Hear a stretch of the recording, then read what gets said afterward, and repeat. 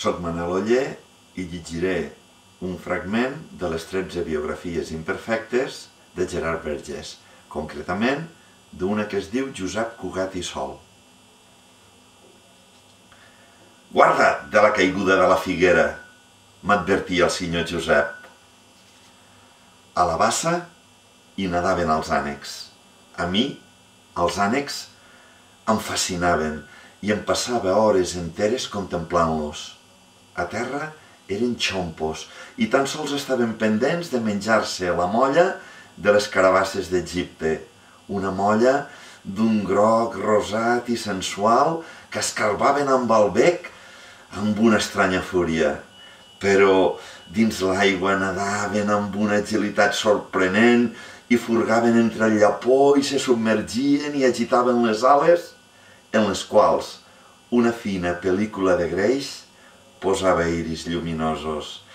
Potser algú pensarà que estic descrivint un món fals i idíl·lic i que em deixo endur per la finor d'aquell Virgili que canta els fruits de les amables branques i l'agricultor que remou la terra amb la corba pollegana i que, fermentat el vi al celler, s'asseu amb els companys sobre l'herba de la prada i amb els gots cenyits de flors, talment un paisatge amb figures de Clàudia i de Lorena, tots plegats beuen i brinden en honor dels déus.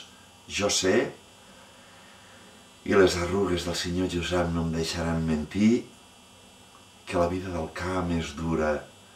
Jo sé, a més, que aquells anys foren de desolació. La ciutat era un munt d'enderrocs i de ruïnes. Els 3 ponts sobre l'Ebre havien estat volats i tan sols en quedava una esquelètica carcassa de ferros retorts.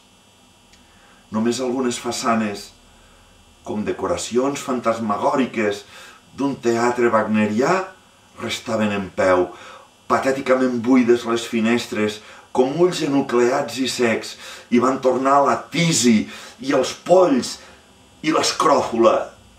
I les esglésies havien estat cremades, i els fils del telèfon penjaven com serpentines després d'un macabre carnaval.